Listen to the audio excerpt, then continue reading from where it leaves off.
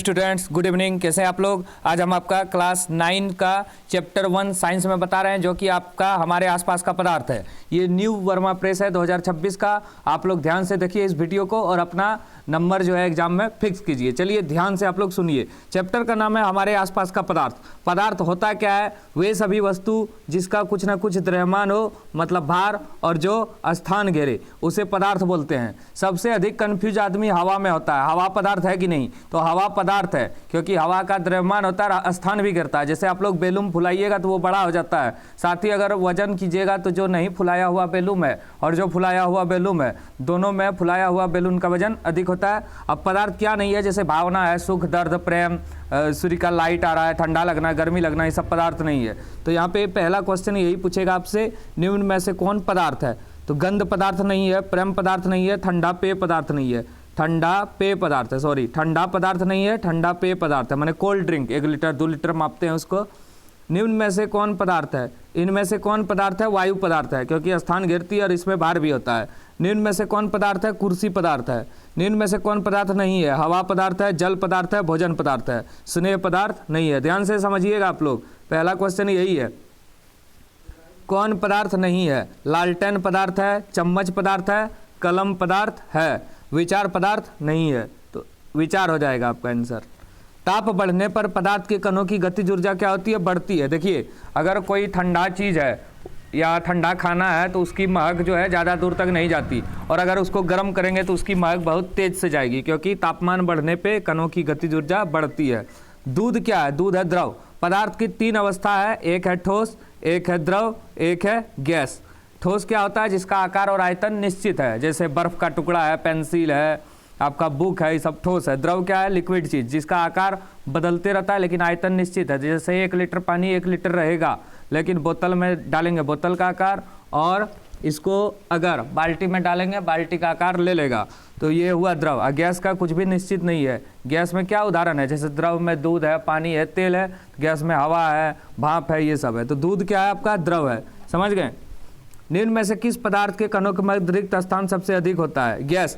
और सबसे कम रिक्त स्थान जो होता है, सबसे कम रिक्त स्थान जो होता है ठोस में होता है, और सबसे अधिक आकर्षण बल भी ठोस में होता है। सबसे अधिक आकर्षण बल भी ठोस में होता है, क्योंकि इसके अणु पास पास होते हैं। तो पदार्थ के कणों के बीच क्या होते हैं? रिक्त स्थान होते हैं। इसलिए हम लोग पानी में चीनी घोल पाते हैं। और आपको ये भी पता होगा कि जैसे अगर एक गिलास पानी अगर लिए, इसमें 2-3 चम्मच ही चीनी घोल पाएंगे, बाकी ज़्यादा चीनी घोलेंगे तो ये क्या होगा? पानी बाहर निकल जाएगा या चीनी नीचे बैठ जाएगा, घुलेगा नहीं, क्योंकि पदार्थ के कणों के बीच रिक्त स्थान खत्म हो गया।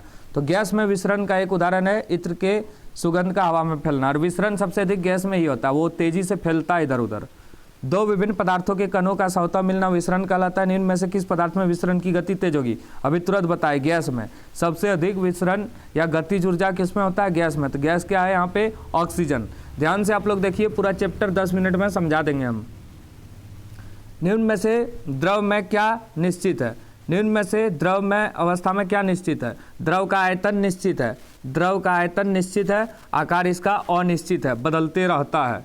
समझ गए? देखिए यहाँ पे आंसर भी दिया है। निम्न में से द्रव में क्या अनिश्चित है? तो आकार, इसका आकार चेंज होते रहता है। किस अवस्था में अणुओं की ऊर्जा अधिकतम होती है? सबसे अधिक अणुओं की ऊर्जा गैस में होती है, माने ये विसरित होती है तेजी से। और सबसे कम अणुओं की ऊर्जा ठोस में होती है, लेकिन सबसे अधिक आकर्षण बल ठोस में और सबसे कम गैस में। किस अवस्था में अणुओं की ऊर्जा सबसे कम होती है? तो ठोस में। निम्न में से किसमें अंतराण्विक स्थान सबसे अधिक होता है? हवा में, क्योंकि ये गैस है। और सबसे कम अंतराण्विक स्थान ठोस में होता है, और सबसे अधिक गैस में। अंतराण्विक स्थान मतलब 2 परमाणुओं के बीच की जगह। पदार्थ की किस अवस्था में अंतराण्विक बल प्रबल होता है? ठोस में। अभी तुरंत बताए। निम्न में से किस पदार्थ में कणों के बीच आकर्षण बल सबसे कम होता है? सबसे कम आकर्षण बल गैस में होगा। तो इसमें से गैस कौन है? Carbon dioxide. सबसे अधिक आकर्षण बल पूछे तो ठोस में होता है।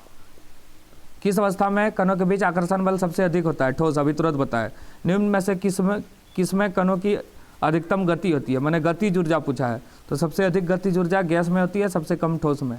गैस के कणों के बीच आकर्षण बल होता है सबसे कम। ठोस के कणों के बीच आकर्षण बल होता है सबसे अधिक। गर्म करने पर गैस का आयतन क्या होता है? बढ़ता है। जल का क्वथनांक है, क्वथनांक माने बॉइलिंग पॉइंट। तो जल को 100 डिग्री सेल्सियस में हम लोग गर्म कर सकते हैं। अगर इसको केल्विन में बदलेंगे, 273 जोड़ेंगे तो 373 केल्विन होगा।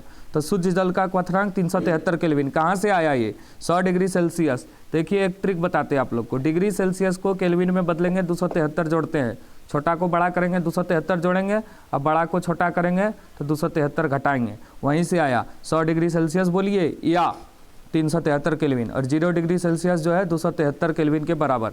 ये जल का हिमांक है, मतलब जल इसी में क्या होता है, पिघलता है, बर्फ बनता है। चलिए आगे देखते हैं।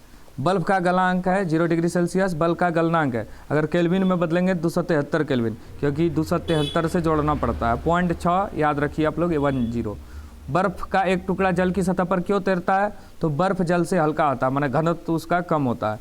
200 केल्विन बराबर है, केल्विन को डिग्री सेल्सियस में बदलेंगे 273 घटाना पड़ता है तो -73 डिग्री सेल्सियस, ध्यान रखिएगा आप लोग। 300 केल्विन का मान कितना होगा? केल्विन को डिग्री सेल्सियस में बदलते हैं 273 घटाते हैं तो 27 डिग्री सेल्सियस। 573 केल्विन को किस में बदलना है? Degree Celsius. तो केल्विन को डिग्री सेल्सियस में बदलने के लिए क्या करते हैं? 573 केल्विन है तो 273 घटाएंगे, लगभग 200 डिग्री सेल्सियस। 10 डिग्री सेल्सियस की किसके बराबर है? डिग्री सेल्सियस को केल्विन में बदलेंगे 273 जोड़ते हैं 283 केल्विन। एक आप कमेंट कीजिएगा तो 34 नंबर का आंसर आप लोग कमेंट कीजिएगा क्या होगा? 100 डिग्री सेल्सियस किसके बराबर है? 273 जोड़ेंगे तो 373 केल्विन। डिग्री सेल्सियस छोटा, छोटा से बड़ा करेंगे तो जोड़ना पड़ता है। चलिए अब आगे देखते हैं। CNG क्या है? ये गैस है, संपीड़ित प्राकृतिक गैस। घर में जो गैस यूज होता है वो है LPG। ये द्रव अवस्था में रहता है, नाम है गैस लेकिन द्रव में रहता है। ये संपीड़ित प्राकृतिक गैस में मुख्यतः होता है मेथेन। LPG का पूर्ण रूप है लिक्विड पेट्रोलियम गैस या द्रवित पेट्रोलियम गैस। वाहनों के ईंधन के रूप में किसका प्रयोग होता है? CNG। या घर में प्रयोग होते हैं LPG। 373 डिग्री सेल्सियस किसके बराबर है? तो इसमें जोड़ देंगे 273, 3 3 6, 7 7 14 4, हाथ रल 1, 3 3 6, 646 kelvin, B number. 0 degree Celsius बराबर होता है 273 केल्विन, क्योंकि 0 में 273 जोड़ेंगे तो इतने होगा। वह प्रक्रिया जिसमें इत्र की गंध वायु के चारों ओर फैल जाती है तो उसको क्या बोलते हैं? विसरण। 0 डिग्री सेल्सियस पर जल की भौतिक अवस्था क्या है? तो 0 डिग्री में ठोस होगा, बर्फ बन जाएगा। 25 डिग्री, 20 डिग्री, 25 डिग्री में द्रव, और 100 डिग्री में गैस बन जाएगा, ये भाप बन के उड़ेगा। चलिए और आगे देखिए। 25 डिग्री में जल की भौतिक अवस्था अभी तुरंत बताया, 25 डिग्री मतलब द्रव, 100 डिग्री में गैस बन जाएगा, वाष्प। 250 डिग्री में भी भाप ही रहेगा तो गैस। चलिए अब आगे देखिए। किसी तत्व के द्रव्यमान प्रति इकाई आयतन को क्या कहते हैं? घनत्व। बहुत इंपॉर्टेंट। गैस का द्रव में बदलना कहलाता है। गैस द्रव में बदल गया माने भाप, बादल बन गया पानी में, तो इसको क्या बोलेंगे? संघनन। ठोस से गैस डायरेक्ट, तो इसको बोलते हैं ऊर्ध्वपातन। कुछ पदार्थ ऐसा है उसको जिसको ठोस से गैस में डायरेक्ट बदल सकते हैं, जैसे पानी को गर्म करेंगे या बर्फ को गर्म करेंगे पानी बनेगा, पानी को गर्म करेंगे गैस बनेगा, भाप। लेकिन जो कपूर है और नेप्थलीन उसको गर्म करेंगे डायरेक्ट गैस बनेगा, तो उसको बोलते हैं ऊर्ध्वपातन। कपूर और नेप्थलीन इसका उदाहरण है। द्रव से वाष्प, अब द्रव माने पानी से भाप कैसे बनेगा? गर्म करेंगे तो उबालना पड़ता है, तो उसको क्या बोलते हैं हम लोग? वाष्पन। क्या बोलते हैं? वाष्पन। देखिए यहाँ पे दिया है। शुष्क बर्फ, बहुत इंपॉर्टेंट। ठोस कार्बन डाइऑक्साइड, ठोस CO2 को शुष्क बर्फ कहते हैं। ठोस कार्बन डाइऑक्साइड को क्या कहते हैं? शुष्क बर्फ।